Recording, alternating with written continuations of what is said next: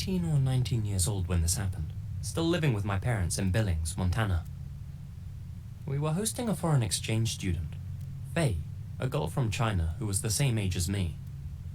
Her English was pretty good, so we became friends. Now, I'm a guy, but there was nothing going on between us. She was more like a little sister figure to me, seeing how she lived at my house and all. Anyway, the two of us snuck out one night to go to this party. We got home late, around 1 a.m. I think, and we both quietly walked up the stairs and tried not to wake my parents. Faye silently crept into her bedroom down the hallway, and I went inside mine and hopped into bed.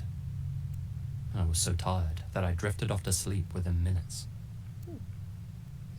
I don't know what time it was, but I was awoken in the middle of the night by the sound of creaking in my bedroom.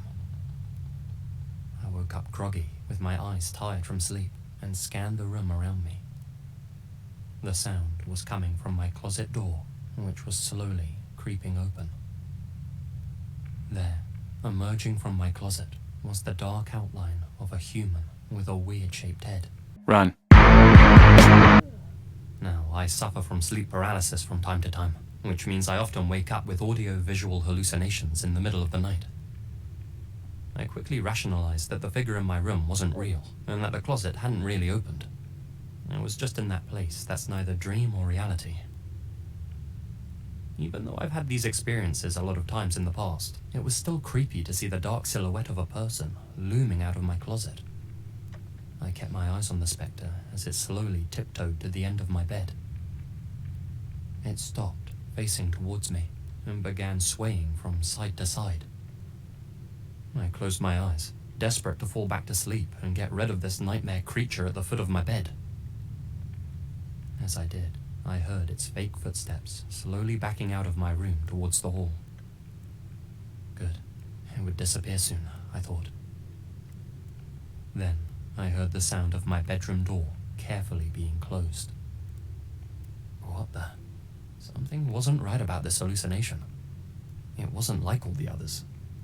Every time, the figure would just dissolve and fade away as reality took over. But this one legitimately just exited my room. Dude, that's stupid. Now, sure that I was fully awake, I decided to get up out of bed. I walked towards my closed bedroom door and quietly opened it. Lot of food. There, standing in the hallway, opening the door to Faye's room, was the same dark figure.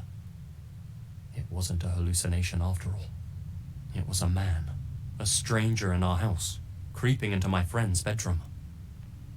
I let out a loud, "Hey!" which of course startled the guy. He dropped something on the floor. In the dark, I couldn't make out what it was. I hit the hallway light switch. Ladies and gentlemen, we got him. His head wasn't weirdly shaped at all. He was wearing a mask, holding some sort of small club in his hand. On the floor by his feet was a small length of rope. From inside her room, I heard Faye let out a terrified scream. She must have woken up during the commotion. The masked man darted down our staircase. In all honesty, I had no idea how to react. I just stood there like a rabbit in headlights, totally shocked that this wasn't sleep paralysis after all. My father came storming out of my parents' bedroom at the far end of the hall. I screamed that a man was just in my room and that he was about to go into Faye's. He rushed back into his bedroom, came out with his firearm, and made his way down the stairs after the guy. We heard the roar of a car engine outside. The intruder had parked his ride somewhere near our house. I heard no shots, no shouting. My dad didn't make it outside fast enough to catch the guy or spot his plates. To this day, we still have no idea who he was, if he lived near to us, why he targeted us, nothing. The only time the house was empty that day was around 2 p.m., meaning this guy either snuck inside while we were at the party and my parents were sleeping, or he'd been hiding inside our house for around 12 hours, biding his time. From what the cops think, he came to get Faye, to knock her out with the club and tie her up, take her out to his car and drive off. Thing is, when he broke in, he hid in the closet in the wrong room. He stood at the end of my bed, trying to work out if I was Faye in the dark, probably thinking if he should bludgeon me or not. I have no idea what motivated the guy. Infatuation? Hatred? Who knows? But the fact that he brought rope and a cudgel with him and hid silently inside our house for what must have been hours leads me to think his intentions were pure evil. Faye moved back to China soon after that. I miss her, but I can't say that I blame her for leaving. I mean, wouldn't you? Jo. Skulle lugnt ha lämnat det där stället. About 3 weeks ago, my mum told my brother and I this story.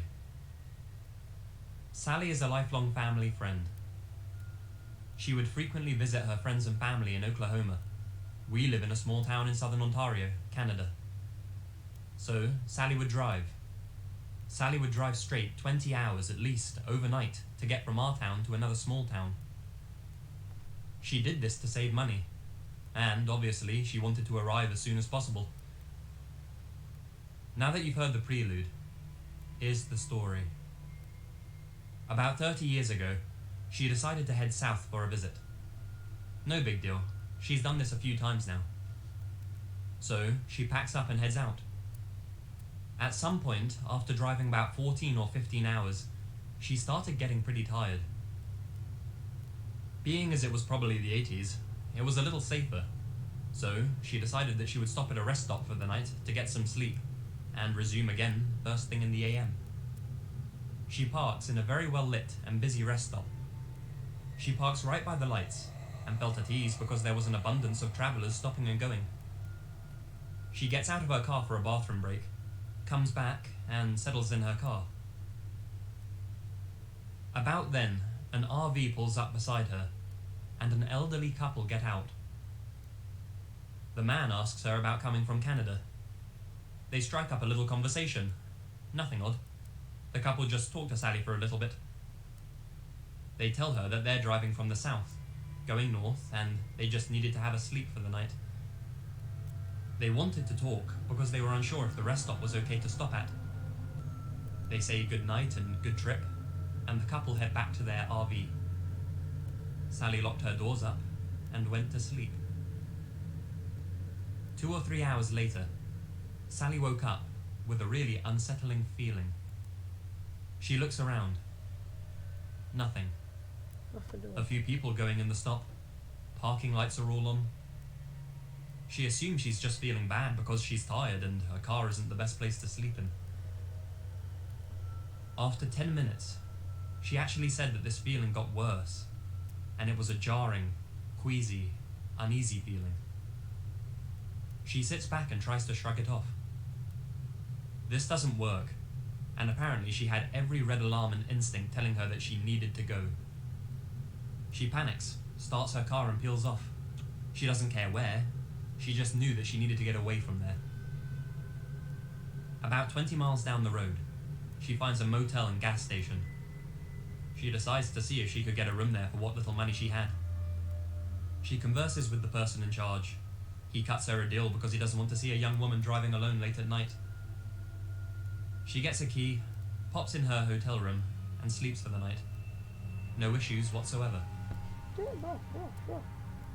Around 9 AM, she wakes up, showers, changes clothes, and decides to relax for a few.